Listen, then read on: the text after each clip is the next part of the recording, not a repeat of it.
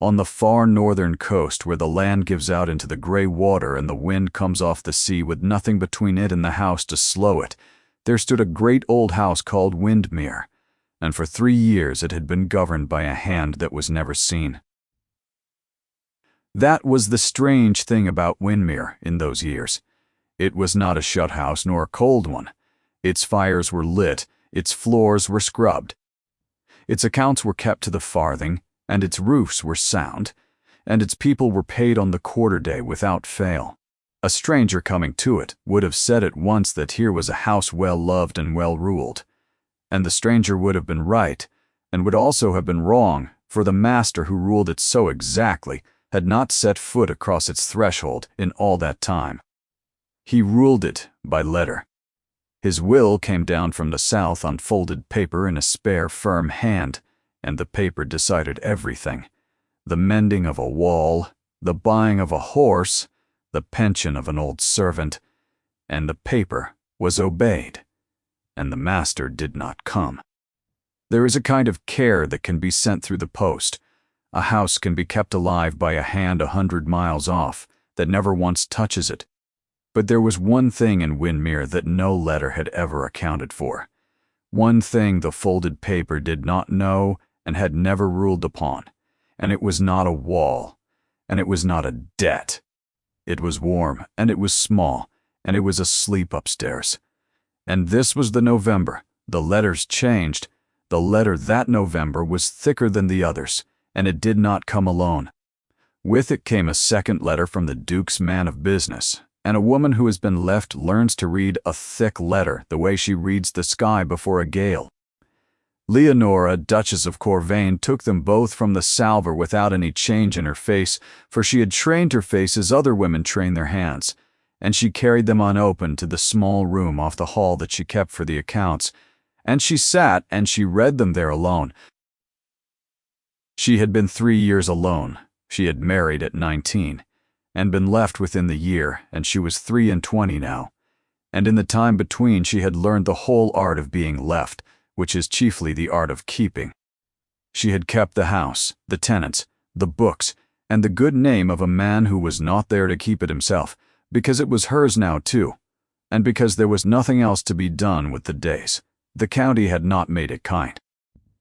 The good houses for 30 miles about had a way of being not at home to a duchess whose duke would not live with her, for the world does not trouble to learn the truth of a thing when the appearance of it is so much more agreeable to repeat.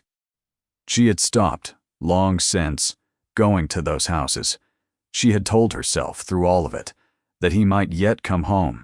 The 2 letters, read twice in the cold accounts room, told her plainly, and for the last time, that he was coming home indeed, and that he was coming to end it.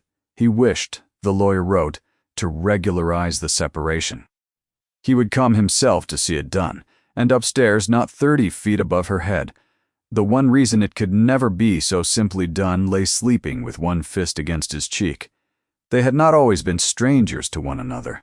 That was the part the county did not know and would not have believed, for a scandal is a tidier thing than a truth, and the county preferred the tidy version, in which a great duke had looked at the girl he had married and found her wanting and gone away.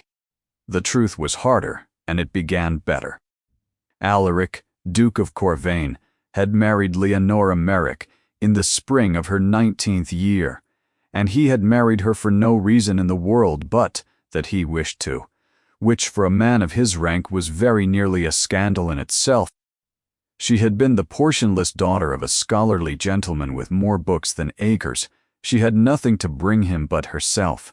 He had a great name, a greater fortune, and a coldness the world took for pride, and she had watched that coldness thaw across a single country summer until she had believed, God help her, that she was the one who had thawed it. For one season she had been known by him, wholly and without disguise, and had thought herself the most fortunate woman living. She had not understood then what she came to know only after, that to be known by Alaric of Corvain was the most dangerous thing a person could be, for he had learned once, young and at a cost he never named, that the people who knew him best were the ones who could unmake him. He had built his life since upon a single principle, that a man is safest when he governs what he loves from a distance, and is present for nothing he cannot bear to lose. She had not known she was marrying a man who kept even his own heart by letter. Into that summer, when the marriage was not 4 months old, had come his cousin. Osric Ravenshaw was the next man in line for the dukedom of Corvain, and would remain so for exactly as long as Leonora gave the duke no son, and Osric had understood his cousin's one deep fear far better than the duke understood it himself. It cost him only a few quiet words, dropped in the right ears, and carried at last to the duke, that the new duchess had taken the name for the name's sake, that her heart lay elsewhere, that she had laughed with another man at what she had caught. There was no truth in a word of it. There did not need to be. The lie was shaped precisely to the hollow the old wound had left, and it fit, and the duke did not rage and did not accuse, for either would have been a kind of hope. He simply, quietly, went. He settled money on her and instructions with his lawyers, and he took himself first to the south and then abroad, and he governed her as he governed his walls and his horses, from a distance, on paper, and he did not come back. He did not know when he went, that he left her carrying his child. She had not known it herself yet. By the time she knew, he was gone behind a screen of solicitors and silence, and she had made the hardest reckoning of her life alone. She could have used the child as the world would have counseled her to use it, to summon him, to bind him. She found she would sooner have died than send that news after a man who had already believed her a schemer, to be counted a fresh trap sprung by a scheming wife. And there was the colder reason besides, the one she did not say aloud even in her own thoughts, that a boy who stood between Osric Ravenshaw and a dukedom might be a good deal safer in this world if the world did not know that he had been born. So she had kept him, as she kept everything, quietly, at Windermere, behind the one door the letters had never opened. His name was Emrys. He was not yet 2 years and a half. He had his father's gray eyes, and he had never once been named in any letter that traveled south, and now his father was on the road north to end a marriage he did not yet know he could not end. He came on the 3rd day in the last of the light, and he came alone. That was the first thing the household did not know how to read. A duke who has been 3 years from home and comes at last to settle a great matter, travels as a rule with people about him, a secretary, a valet, a man of law, the whole apparatus by which the great conduct their business without ever soiling their own hands upon it. The Duke of Corvain came in one carriage with one servant on the box, got down in the courtyard himself before the steps were manned, and stood a moment in the salt wind, looking up at the house he had ruled 3 years by paper, and had not once seen with his eyes. Inside, Leonora had a quarter of an hour's warning, which was a quarter of an hour more than she had feared she would be given, and she used it as she used everything. Exactly. She sent the nurse up with the child, and the word that he was to be kept above stairs and quiet whatever was heard below, until she came for him herself. She smoothed the front of a gown that had been good 3 years ago. Then she went down to the hall to receive her husband as the mistress of a house receives an arriving guest, because that, she had decided long since in the cold accounts room, was the only footing on which she could bear to meet him at all, not as a wife, not as a woman who had waited, as the keeper of Windermere, receiving the man to whom Windermere belonged. He came in out of the dusk, and for the length of a breath they only looked at one another across the flagged hall, the husband and the wife who had not stood in the same room in 3 years. He was grayer than she remembered, and harder in the face. Though he had never been a soft man, she saw the years in him and was obscurely glad of them, that he had not gone away and been happy. He had come north with a picture of her worn smooth by 3 years of refusing to look at it, a picture of the girl who had, so he had been told, made a quiet fool of him, and thought it a fine jest, and he was not prepared in the plain fact of her. For how poorly that picture would survive the sight of the real woman standing straight in her own hall with a ring of keys at her waist and no welcome and no reproach in her face at all. "Your Grace," she said, and "You will be tired from the road. Your rooms are ready." It was not what he had braced for. He had braced for weeping, or for a coldness with a grievance under it that a man could take hold of and answer. He had not braced for a housekeeper's courtesy from his own duchess, offered with a steadiness that told him nothing and asked him for nothing, and it put him off his stride in a way he did not like and did not show. "I have not come to be a guest," he said. His voice was low, and used, she thought, to being obeyed without ever being raised. "You know why I have come. I know what the letters said. Then we understand one another. I would have it done quickly, and with as little unpleasantness as the thing allows. There is no reason. It need be cruel." He paused, and something crossed his face that was gone before she could name it. "I did not think it right to send a stranger to do it. That much I owed you." She inclined her head, as though he had made some ordinary remark about the weather, and turned to lead him in. And it was in that moment, as she turned, that the thing she feared most in all the world very nearly undid her in the first hour. For somewhere above them, faint through the old floors, a child's voice rose, high and cross and unmistakable, calling one clear word out into the quiet house before it was hushed. Leonora did not stop. She had learned in 3 years of keeping that the surest way to make a listener attend to a sound is to startle at it, and so she did not startle. She kept walking, and kept her face, and said over her shoulder in a voice of perfect evenness that the housekeeper's grandchildren were about the place that week, and that she hoped their noise would not trouble him. Behind her, the Duke of Corvain said nothing. But he had stopped, for just a moment, in the middle of his own hall, and when she dared, at the turn of the stair, to glance back at him, he was looking up toward the sound, with an expression she could not read at all. He had come north expecting to find the wreck of a thing. That was the shape of the story. He had carried for 3 years, and a story wants an ending that suits it. A woman who had married a great name and cared nothing for the man would care nothing for the man's house. Once the man was gone out of it. He had half looked to find Windermere run down and cold, the servants slack, the tenants grumbling, the whole place gone to seed under a mistress who had got what she wanted, and troubled herself no further with it. It would have been easier. So, a man may end a marriage cleanly with a woman who has shown him the worst of herself. It lends the ending a kind of justice. He found instead the best-kept house he owned. He saw it that first evening and could not help but see it, for it was everywhere. Fires were laid in rooms no guest had used in years. The old hall silver, which he remembered dull, was bright. In the library, the books he had left were dusted and in order, and a ledger lay open in a hand he knew to be hers, and when he opened it, he found the accounts of 3 hard years, kept better than his own steward. In the south kept his. Every figure square, a bad harvest weathered, 2 failing farms brought round, not a farthing wasted, and not a farthing hidden. She had not let it go.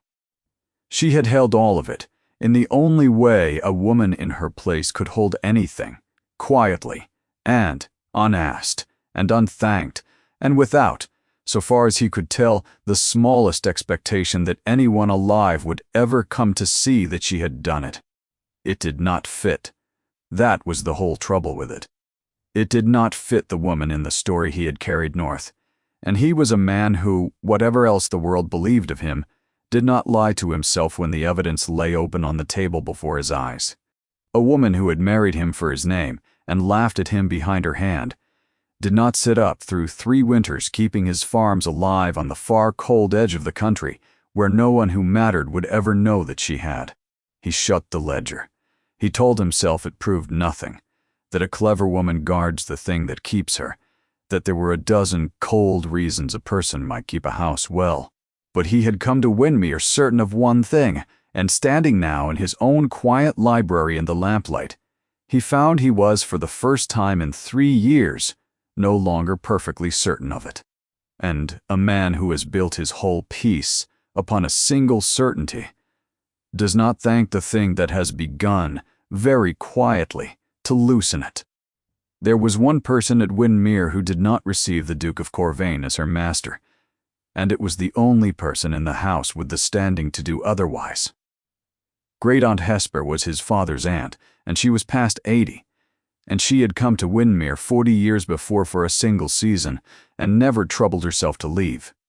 She had been there through the whole of it, the marriage, the leaving, the 3 long years between, and had watched the sorry business with the flat dark eyes of a woman too old to be lied to, and too well-born to be sent away for saying so. When the Duke came in to her that first night, she looked him up and down from her chair by the fire, and did not rise, and did not soften, and gave him the first honest words spoken to him since he crossed his own threshold.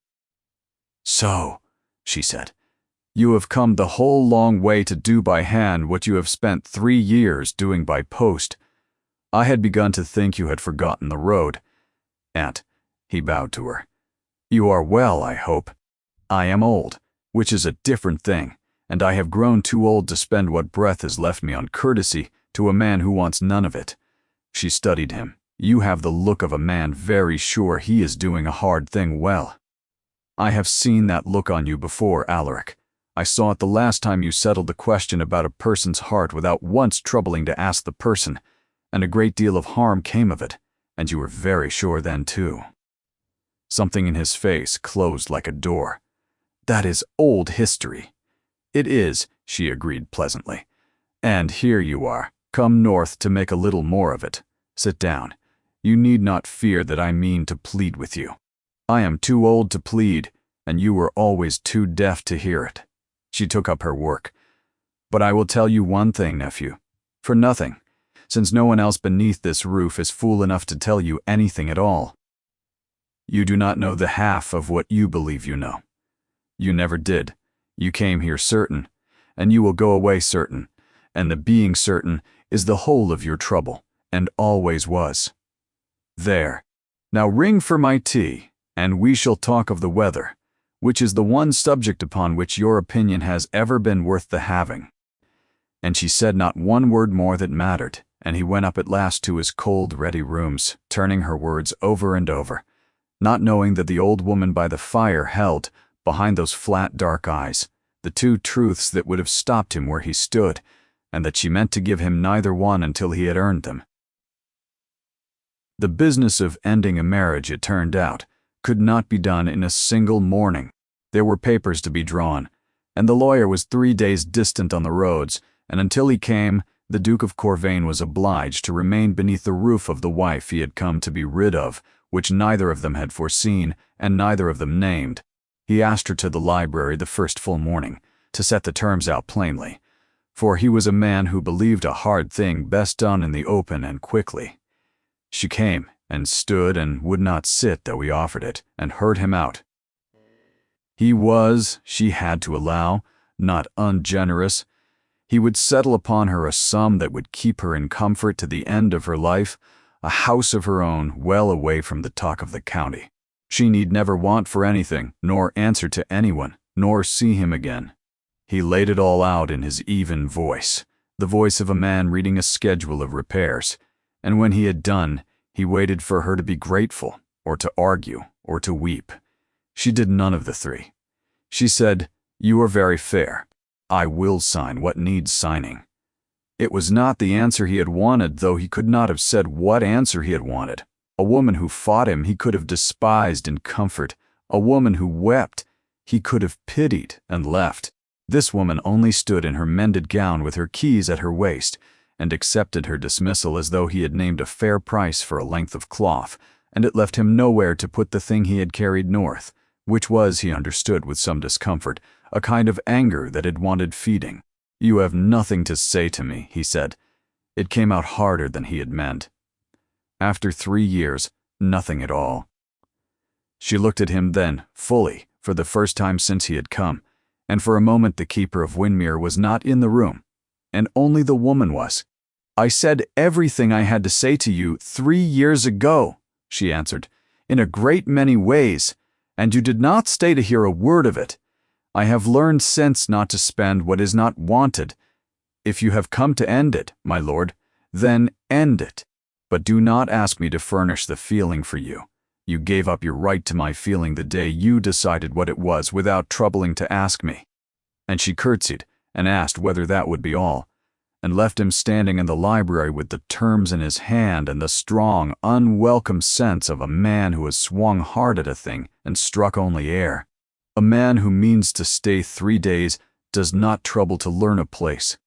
But the lawyer was held up by a bridge carried off in the autumn rains, and 3 days became a week. And a week is long enough for a house to begin to work upon a man whether he wills it or not. The Duke of Corvain had ruled Windermere 3 years without once seeing it. Now, with the days heavy on his hands and the rooms too full of his wife's quiet competence for him to sit easy, he did a thing he had not done since he was a boy. He took a horse and went out over his own land alone. He had meant only to fill the hours until the lawyer came.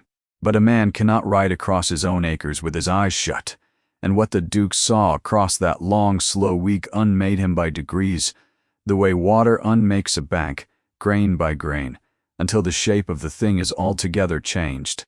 He saw a country that had been tended, ditches cleared, and walls made good, and young trees staked against the sea wind, for the good of a wood that would not stand full grown until long after the planter was dead. He stopped at a farm on the high ground to water the horse, and an old woman came out to him, bent as a hook, and took him for the new land agent, for she had not laid eyes on the Duke himself in years and would not have known him from any other tall man on a horse. She was glad of someone to talk to. She talked as the old and solitary do, and the Duke, who had spent 3 years perfecting the art of hearing nothing he did not wish to hear, found he could not stop his ears against her. "You'll tell her Grace the roof holds," she said. "You tell her that from me." Not a drop came through the whole of last winter, and my man dry in his bed at the end of it, which was more than I looked for. "Her Grace?" said the Duke. "Her Grace! God keep her!" The old woman peered up at him. "You're new then if you don't know. The Duchess, the one they say his lordship put aside, she said it without heat, as one states a fact of weather. I know. She came up this hill in the snow the winter my man was dying, when the drifts were to the wall top and her own coachman swore it couldn't be done, sat with him 3 nights, closed his eyes, herself, buried him decent, and never once sent the bill for the physician, though I'd have had to sell the cow to pay it." She wiped her nose on the back of her hand. "There's no agent breathing does that, young man, and no fine lady either. Not for a shepherd's widow at the top of a hill where none of her sort would ever hear tell of it. Only a body that means it. So you'll speak of her respectful to me, whatever they say down south, or you'll not water your horse here again." The Duke of Corvain sat his horse a moment in the cold, bright air, and could not immediately find his voice, which was a thing that had not happened to him in a very long while. "I will speak of her respectfully," he said at last. "You have my word." He rode down off the high ground slower than he had gone up it. It was the same everywhere, once he had the eyes to see it, and the thing that turned in him like a key was that none of it had been done for him. He had sent money, and the money had built the roofs, but the money was the least of it, and a man may send money from the far side of the world and touch nothing and no one. What he saw over Windermere that week was the other thing, the thing that cannot be sent, the presence of a person who had stood where the trouble was and not looked away. And it had all been done by the woman he had ruled by paper and condemned unheard, in the very years he had spent making certain he was present for nothing at all. He came back to the house in the last light, with his certainty in worse repair than he cared to admit, and it was then, crossing the stable court toward the garden door, that he saw the child. He was in the walled garden, on the far side, a small boy of perhaps 2 years, well wrapped against the cold, going along the border with the fierce lurching concentration of the very young, a nurse a step behind him, with her hands out ready. The Duke stopped without meaning to. He could not have said why the sight held him. It was nothing, a servant's child at play, the housekeeper's grandchild his wife had spoken of. But the boy turned at some sound and looked, for a moment, straight across the garden at the tall, dark man in the archway, and the Duke found himself looking into a pair of gray eyes, clear and storm-colored and startling in the small face. And something went through him that he had no name for and did not welcome, a kind of tug low down. One, as at a thread he had not known was tied to him. Then the nurse gathered the child up and bore him indoors out of the cold, and the moment closed, and the Duke told himself he was tired from the road, and the light was going, and a child is only a child. But the gray eyes went with him into the house, and would not quite leave him. There was a letter waiting on the hall table. He knew the hand at once. Osric wrote a fine, pressing, affectionate hand, and the letter was all of those things, full of solicitude for his cousin's tedious errand in the cold north, gently reminding him that these matters festered the longer they were left, that a clean cut healed cleanest, that the family longed to have him home in the south among people who valued him. It was exactly the letter a devoted kinsman would write. The Duke stood with it in the cold hall, and for the first time in 12 years, a small cold question stirred and would not lie still. He stood in a house kept faithful by a woman Osric had told him was faithless, reading a letter that urged him warmly to cut clean and ask no further questions, and he wondered for the first time why it should matter so very much to his cousin that he ask no further questions. He put the letter in the fire. He told himself it meant nothing, but he watched it burn to the end, which was not the act of a man for whom it meant nothing at all. They dined together that evening at the two ends of a table built for 20, a branch of candles, making an island of light in the great dark room. They had done it every night that week in near silence, but the Duke was not easy in himself, and a man not easy in himself will sometimes speak where a comfortable man would hold his tongue. "The land is well kept," he said into the quiet. It came out stiff. He was out of the habit of saying a kind thing aloud, having spent 3 years saying everything on paper, where it cost him nothing. Leonora looked up the length of the table wary, waiting for the sting she had learned to expect inside any soft word from him. "It keeps itself mostly," she said. "The people here are good. They wanted only someone to stand with them in a hard year. They had no one to stand with them for 20 years before you came. I know what my father's steward was." He turned his glass on the cloth. "You did it alone. I did it because it needed doing, and because it was mine to do, and because," she said and stopped, then went on with a plainness that startled them both, "because a person must have something to spend herself on, or she goes mad, and I had a great deal of myself to spend, and nowhere else to spend it. The land took it. I am grateful to the land." It was more than she had meant to say. She saw a thing move across his hard face in the candlelight that she had not seen in 3 years, and had once known very well, the look of a man listening with his whole attention, the look that had thawed one country summer long ago. It frightened her. It had cost her too much the last time. "Leonora," he said, and it was the first time he had spoken her name since he came, and the sound of it in his own mouth seemed to surprise him as much as her. But whatever he had been going to say, he did not say it. Some old caution closed over him, the shudder coming down between one breath and the next, and he reached instead for the safe cold thing, and remarked that the wine was better than he had looked for so far north, and the moment, which had stood open for the space of a heartbeat, shut again.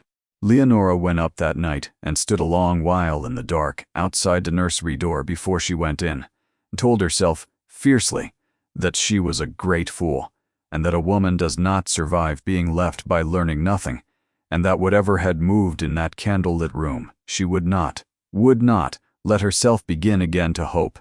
But she had heard the Duke say her name, and a thing once heard cannot be made unheard, however tightly a proud and frightened woman shuts the door on it.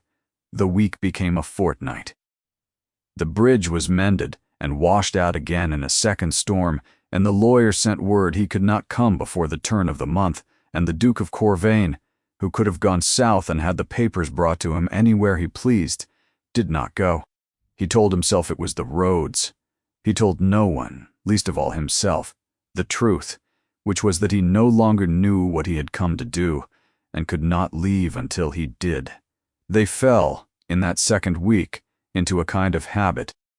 After the long, silent dinners, they did not part at once, but sat together in the library, at first by accident, and then not by accident, and they talked. It began with the estate and moved to the books, for she had read every one across 3 lonely winters and had opinions about all of them, sharp and entirely her own, and she did not soften them because he was a duke. He found to his surprise that he liked being told he was wrong. The men about him agreed with him for a living. This woman disagreed with him for the plain pleasure of the truth, and it was like cold water upon a thing too long shut up warm. He did not know he was courting his own wife, and would have denied it with heat. But a man who arranges to be in a particular room at a particular hour because a particular person will be in it is telling himself a story, and the Duke, who trusted no words, was for once not listening closely to his own. It could not last, and it did not. The county, which had left the Duchess alone in her disgrace for 3 years, discovered a lively interest in her now that the Duke was come to end things, and the callers began. Most Leonora turned away. One she could not, a Lady Mareth, who had known the Duke's mother, and who came trailing a younger companion, and a great deal of gracious poison, and who could not be denied the door. She sat in the drawing-room and took her tea, and worked her way, by soft degrees, to the thing she had come to enjoy. "It is so good of you, Duke, to come yourself," she said, "and to be so civil about it all. Though I always said there was no true harm in her. Only—" and here she let fall the smallest sigh, and turned her eyes on Leonora with a sweetness like sugar spread over verdigris. One does wonder how a young woman fills 3 years alone in a house at the edge of the world, so very far from any eye. I am sure it was all most innocent. One is always sure. The insinuation sat in the warm room like a bad smell. Leonora had borne worse, and set down her cup, and prepared to bear this. She did not look at the Duke. She had long ago stopped looking to him or to anyone for rescue, so she did not see his face when he spoke. She only heard his voice, level and cold, and carrying cut across the drawing-room like a blade laid flat. "You wonder how she filled 3 years," said the Duke of Corvain. "I will tell you, madam, for I have spent this fortnight learning it myself. She kept 11 farms from ruin in a year that broke half the county. She sat 3 nights with a dying shepherd on Windmere Fell because no one else would go up in the snow. She did the work of a steward and a physician and a mother to 500 souls who were not her own, alone and unthanked, in the years her husband left her to it. I should be glad to hear how you have filled yours, that you have leisure to sit in her house and wonder aloud at her honor. There was a silence you could have heard a pin drop into. Lady Mareth had gone the color of whey. She gathered her companion and her gloves and what remained of her dignity, and she made her farewells with a stiff and hurried grace, and she was gone from Windmere within the quarter hour, and the tale of what the silent Duke of Corvain had said in defense of the wife he had come to cast off was over half the county by the following night, which was no more than he had intended. When they were alone, Leonora did not trust herself to speak, and when at last she did, her voice was not quite steady. "You need not have done that." "No," he agreed, "I need not." He stood at the window with his back to her, looking out at the gray water.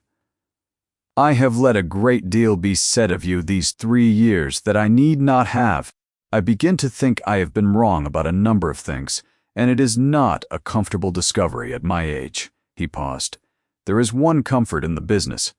At least it is a clean ending, this. Whatever else, there are no children caught in the middle of it to be torn between us and hurt by it. That much we are spared. I have seen what it does to children when 2 people end a thing badly. We are spared that." He said it looking out at the sea, and so he did not see what it did to her face. Leonora Ravenshaw, Duchess of Corvain, sat in her own drawing-room and heard her husband. Thank God there were no children in it, not 30 feet from the room where his son lay sleeping. And she thought she would break apart where she sat, and she did not. She had learned not to. She said something, she never afterward knew what, and she rose, and she left the room before her face could betray her, and she went up the stairs with her hand pressed hard over her mouth. And it was on the landing, at the worst possible moment, that the thing happened. The nursery door stood open. The nurse had turned her back but a moment, and Emrys, who had heard his mother's step on the stair and wanted her, came out of the nursery at his fierce, unsteady run, straight down the landing, and took hold of her skirts with both small hands and buried his face in them. And Leonora, with her heart stopped dead in her chest, looked up and saw that the Duke had followed her out of the drawing room and stood at the foot of the stairs, looking up at the woman and the gray-eyed child. This time, the child was not on the far side of a garden. This time, he was close and plainly hers, and had come to her as a child comes only to its mother, and there was no housekeeper's grandchild in the wide world that would explain it. For a long moment, no one moved, and the whole house seemed to hold its breath. The child, shy of the tall, dark stranger, peeped at him with one gray eye from the safety of his mother's skirts. And something was working in the Duke's face, some slow and terrible arithmetic. 3 years and a small boy's age and a pair of eyes, the twin of his own. And Leonora watched him begin, at last, to reach the sum. "Leonora," he said very low, "whose child is that?" And she stood at the top of her own stairs with her son's arms about her knees, and the truth of 3 years rising in her throat, and she did not know in that moment whether the thing that would save her boy was the truth or one more lie, and she had a single breath in which to choose. She chose, in that breath, the thing she had always chosen, which was to guard the boy at the cost of herself. "He is mine to care for," she said. It was true, and it was not an answer, and they both knew it. An orphan of the estate. "I have raised him since he was born. He has no one else. And he is no concern of yours, my lord, nor any part of any settlement. You need not fear.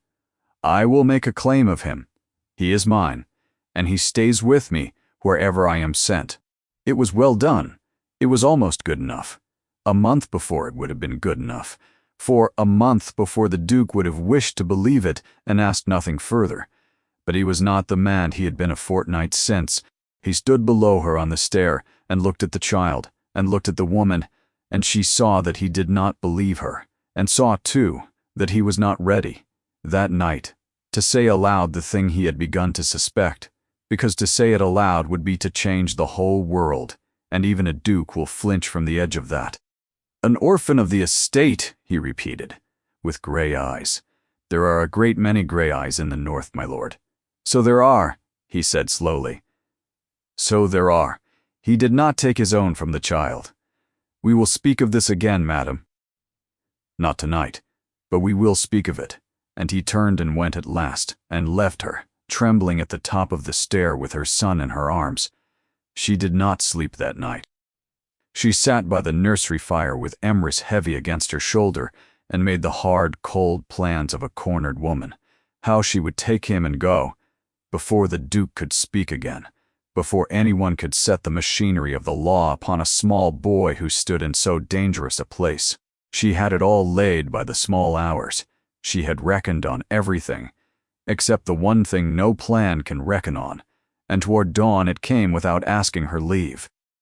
The child whimpered, and when she laid her lips to his forehead to soothe him, she felt beneath them the dry and rising heat of a hard fever, and every plan went out of her head at once, for you cannot run through the winter dark with a burning child, and there was nowhere left to go, and her son was sick.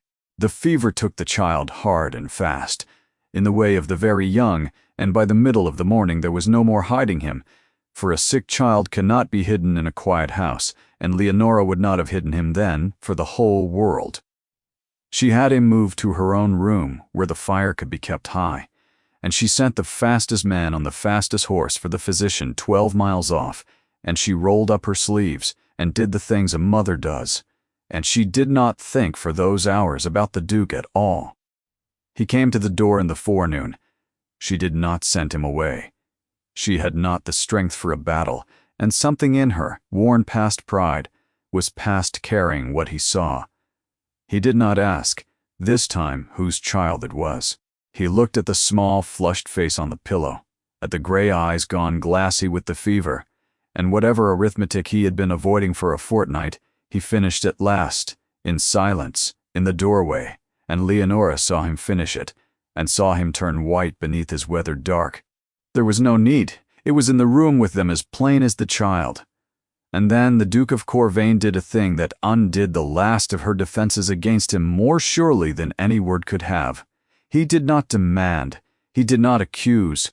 He did not turn on his heel and go away to reckon what it meant for him and his name and his cousin and the law.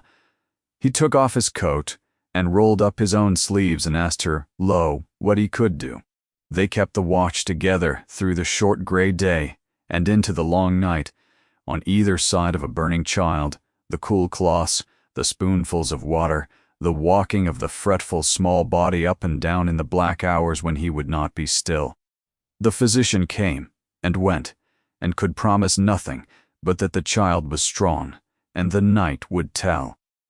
And the Duke, who had governed everything he loved from 100 miles off his whole grown life, because presence was the thing that could be made to hurt him, stayed.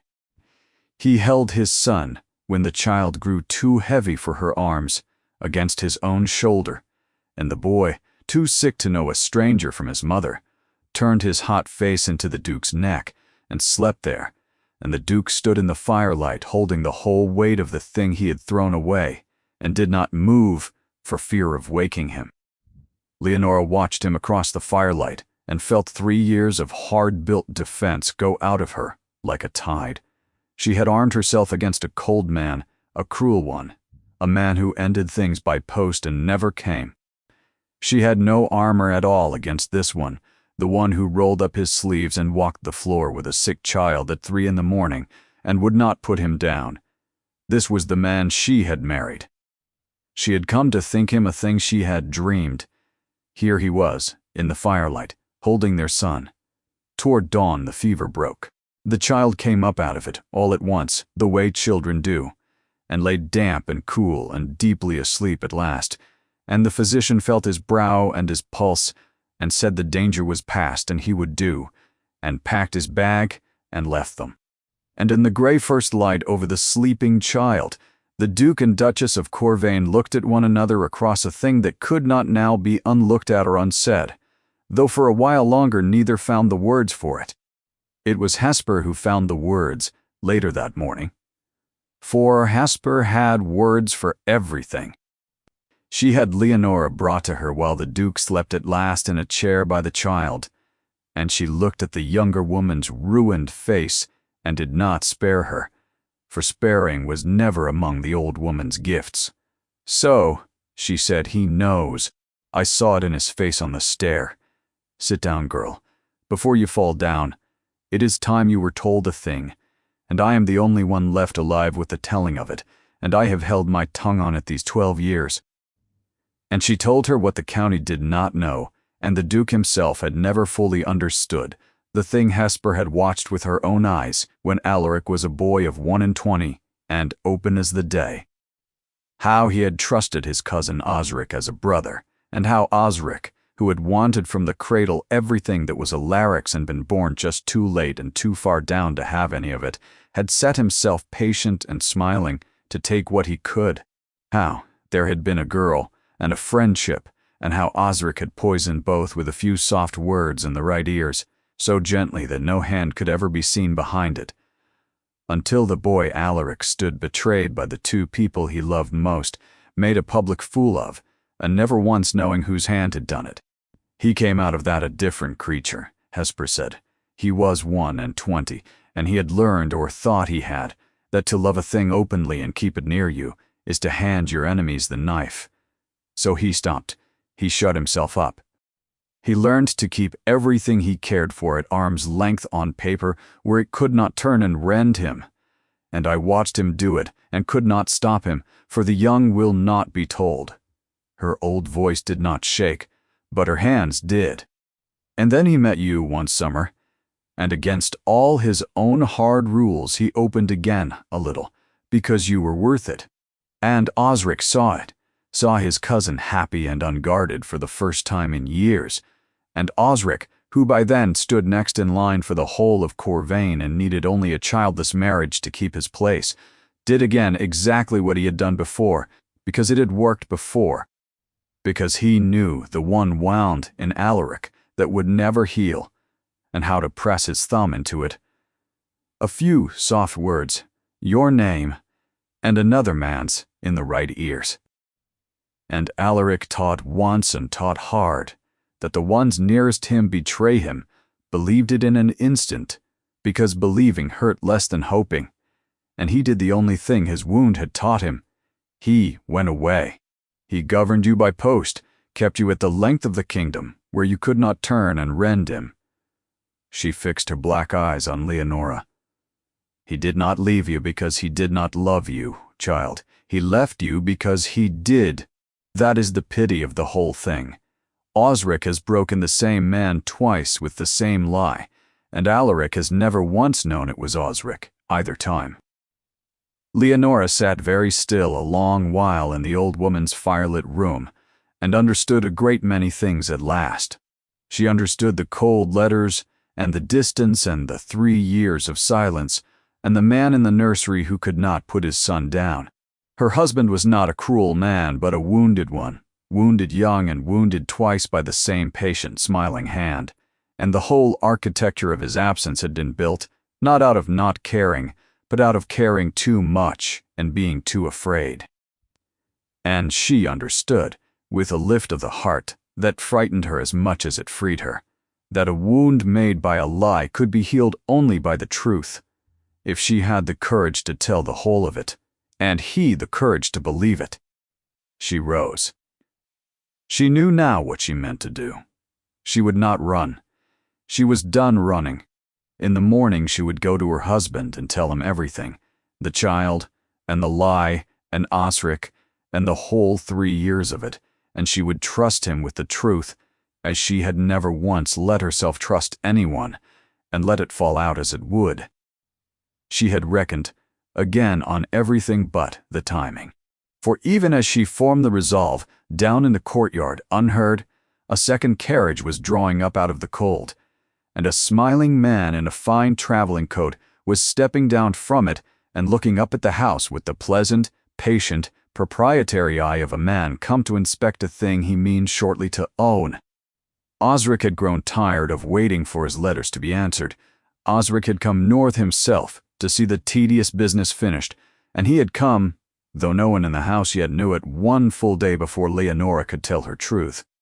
Osric Ravenshaw had always known how to make an entrance seem like a kindness.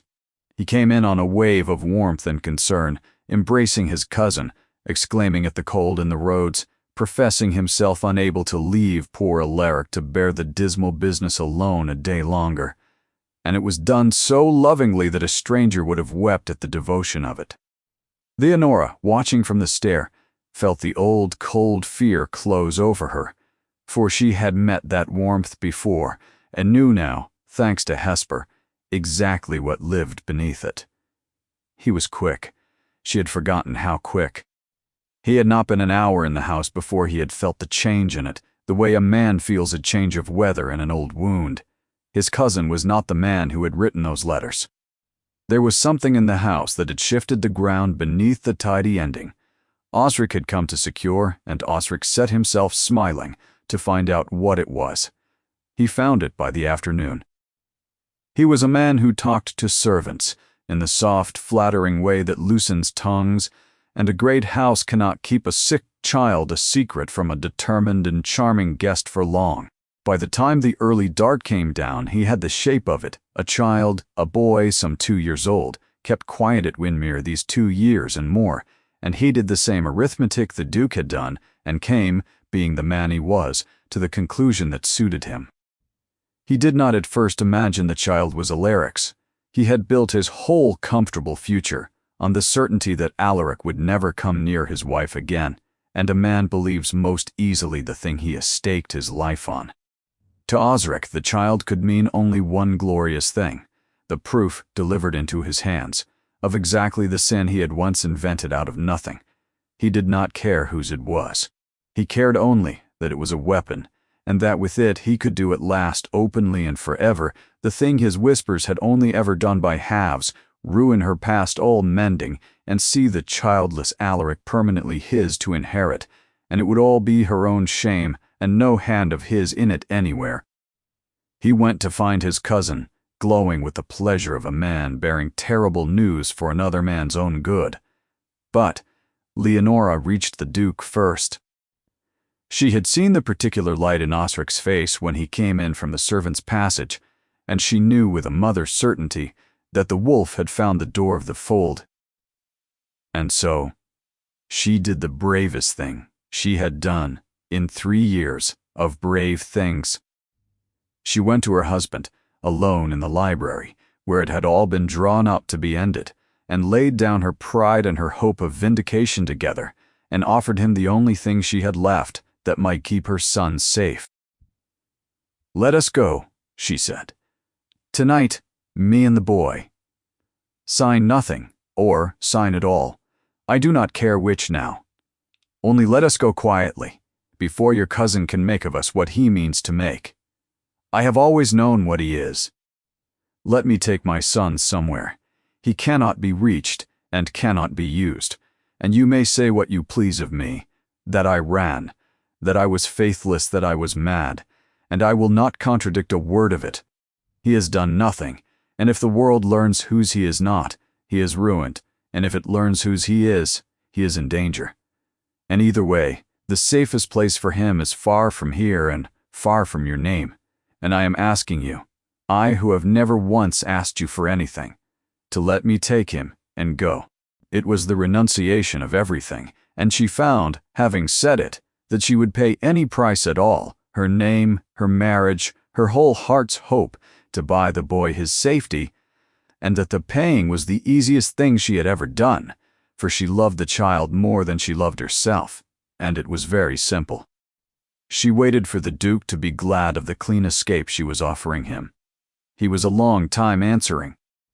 He stood at the cold hearth, with his back half to her, and she watched the struggle work in him, the habit of a lifetime pulling one way, some new and unpracticed thing pulling the other.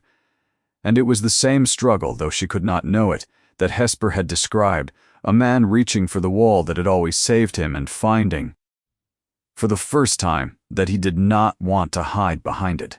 Then he turned, and she saw his face, and she knew before he spoke that she had lost her wager, or won a far greater one. "No," said the Duke of Corvain. It was one word, and it was quiet, and it came from a man who had spent 3 years and the better part of his life saying every hard thing on paper because paper could not be looked in the eye. He said it, looking her full in the eye. "No," he said again. "You will not go, and you will not take him, and you will not stand in your own house and offer to let the world call you what you are not, so that my cousin may have his tidy inheritance. I have had a belly full of tidy endings, madam. I came north to make one, and I find I would rather burn the whole thing to the ground." He came toward her, and "I sat up the whole of last night with that child against my shoulder, and I know whose gray eyes those are, for I see them in the glass every morning of my life. He is mine. You bore my son and kept him alive 3 years alone on the edge of the world, and never once wrote to trap me with it, when you had every right in law and in heaven to. Do you think, having learned that, I will let you creep away into the dark to protect me from my own child? What manner of man do you take me for?" His voice roughened. "Do not answer that. I know what manner of man you have every reason to take me, for I have been him. I am asking leave to be another." Leonora could not speak.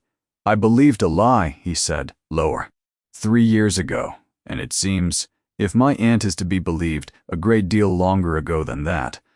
I believed it because believing it was easier than the alternative, which was to hope and to be present and to risk. I have paid for it every day since, and made you pay far more, and the child most of all, and I am done.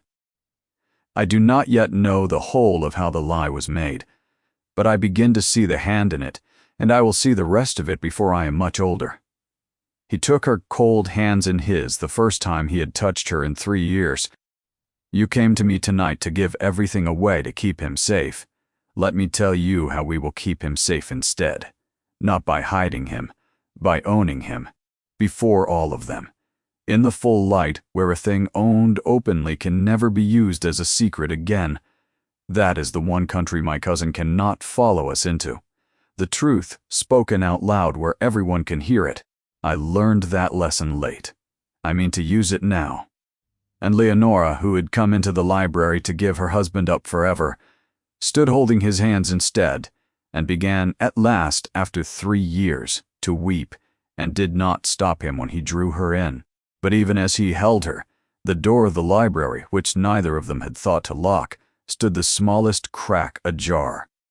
And in the dark of the passage beyond it, Osric Ravenshaw, who had come to bear his cousin terrible news, and had heard instead every word of what had passed, stood very still with his charming face gone stiff and old, and understood that his weapon had turned in his hand, that the child was not the Duchess's shame, but the Duke's own heir, that everything he had built for 12 years was at this moment one spoken truth away from ruin, and a cornered man of that kind does not repent. He calculates.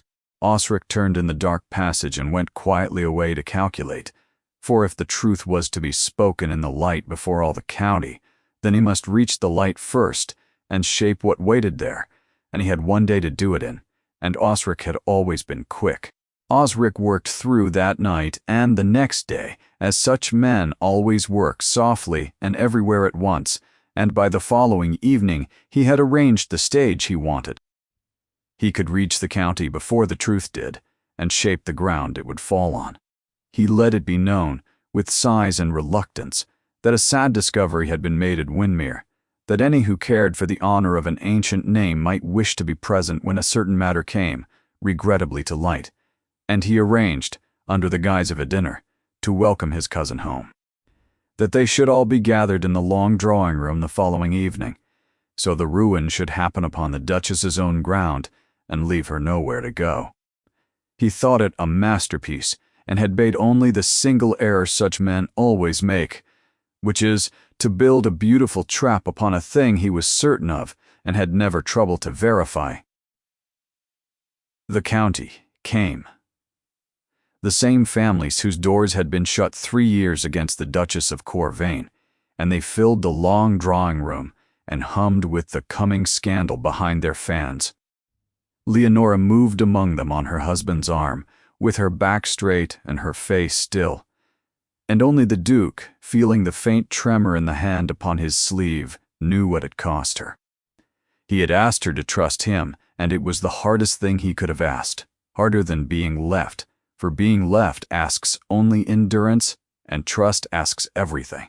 But she had looked at the man who sat up all night with their son, and she had chosen to spend the last of herself on the wager that he had truly come back, and so she walked into the lion's den and waited for Osric to spring his trap.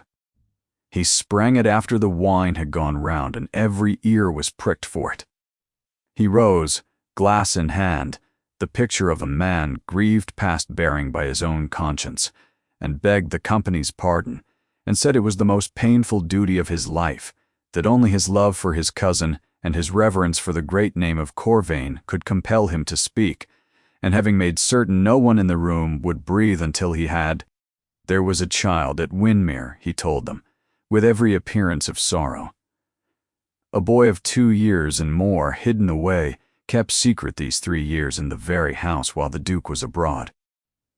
He let the words hidden and secret and abroad do their work, and watched the room draw the conclusion he had laid out for it as neatly as a path through a garden. He did not need to say the ugly word. The room said it for him in 100 indrawn breaths, and turned as one body to the Duchess, who stood white and straight by the fire, and found her guilty in the very turning, before a word was spoken in her defense.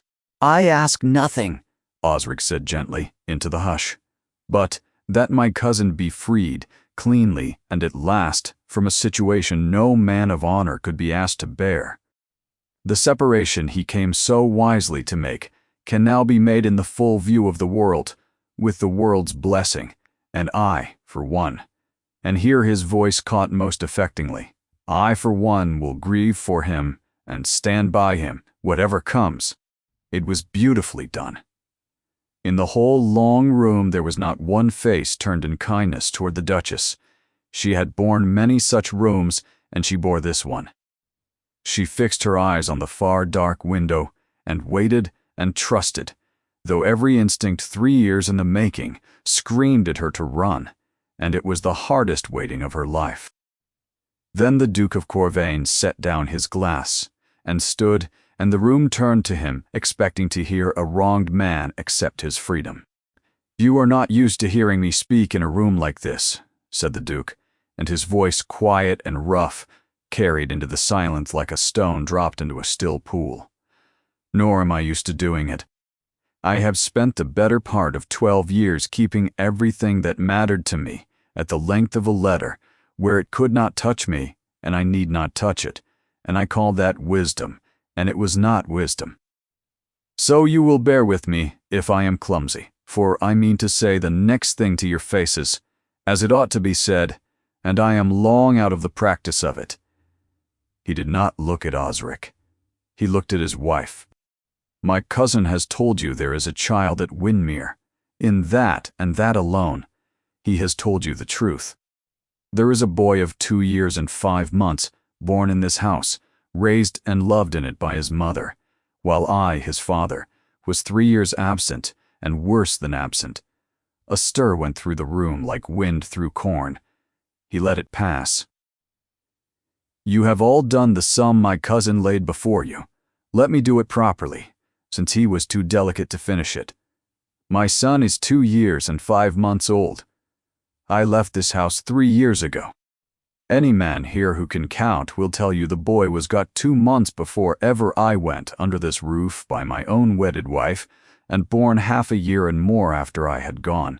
He is not the proof of her dishonor. He is the proof of mine. He is my true-born son and the heir of Corvain, and the only shame in it is that his father was too great a coward to be present at his birth." The silence in the room had changed its quality entirely. Osric had gone, the color of ash. As to how a wise and honorable man, the Duke's voice did not rise, but something came into it that made men shift in their seats. Comes to have a wife he believes false, and a marriage he wishes ended, when the wife is the most faithful creature in this county, and the marriage was as sound as any here. I will tell you that too, for I have learned it only this week, and I find I have no wish to carry it another day. I was told a lie shaped with great care and great patience by a man who has wanted what is mine since we were boys, and who has now, tonight, in this room, tried to use my own child as the last stone to seal the thing he began 12 years ago with a whisper. I did not know his hand in it, either time. I know it now. He turned. I do not ask you to take my word for it, for my word, as some of you took pains to teach me long ago, has never been worth much in a room like this. So I have brought 2 things worth more. My aunt is 82 years old, and has never told a lie, or suffered one gladly, and she was in the room 12 years ago, when the first of this was done, and saw the hand that did it. And old Hesper rose from her chair slow and terrible and upright, and told them in her dry, unhurried voice that no one in that county would have dared to disbelieve exactly what she had told Leonora the day before, naming the boy Alaric had been, and the girl, and the friendship, and the patient smiling cousin who had poisoned all 3. And had done it again, the self-same way, to a marriage that stood in the way of his inheritance. An old woman of unspotted honor, naming a thing she has seen with her own eyes, is a heavier weight than any packet of papers, and the room felt the weight of it settle and turned slowly from the Duchess by the fire toward the smiling man who was smiling no longer. "And this," said the Duke, and drew from his coat a bound packet of letters, worn and traveled only from an upstairs drawer. "This my wife wrote to me across 3 years, every week of them, and never sent me one, because she was too proud to trap me and too faithful to reproach me. They are dated, every one. They tell the whole of it, the child coming, the child born, the first tooth and the first word. 3 years of a life I was not there for, set down for a man who did not deserve the setting down. They will tell any doubter here, in a hand no forger could match for 3 unbroken years, precisely when my son was got, and by whom. I have read them through the night, and they have unmade me. I hand them to any man who still doubts, and I will wait while he reads. No one moved to take them. There was not a soul in the long room with the stomach to.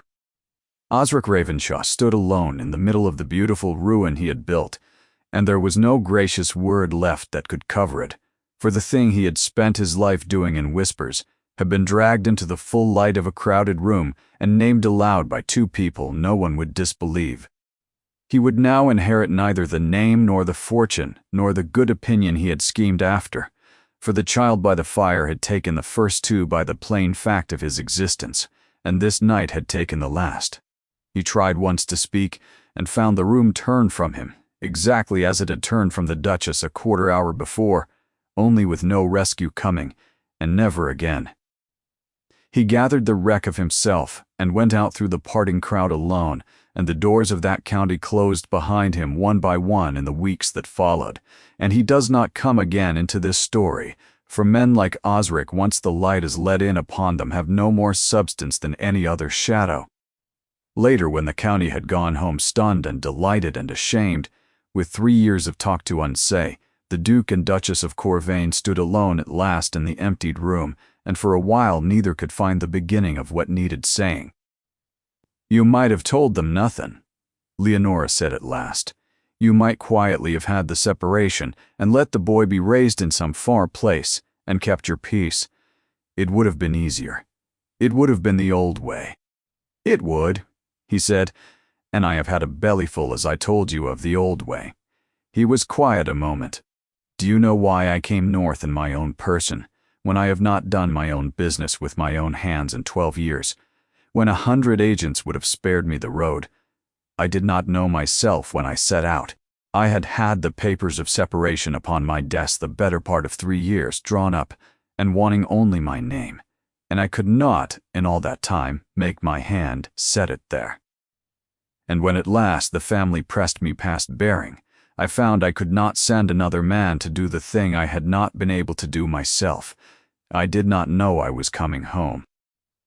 I did not know that the part of me that could not sign those papers was the wisest part of me, and knew better than all the rest what I had thrown away. I only wanted not to be hurt again, and I called it by every fine name but its own. And its own name was fear. And I have paid for it, and made you pay, and I am done."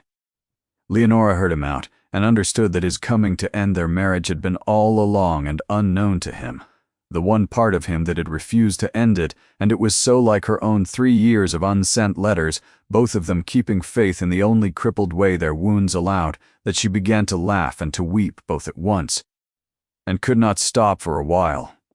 And he held her, and did not this time reach for any wall.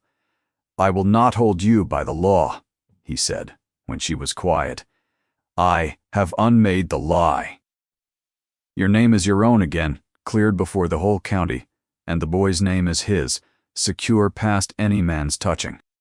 You could leave this house tomorrow, the wronged and honored Duchess of Corvain, with the world's sympathy, and your son beside you, and never see my face again, and I would not blame you.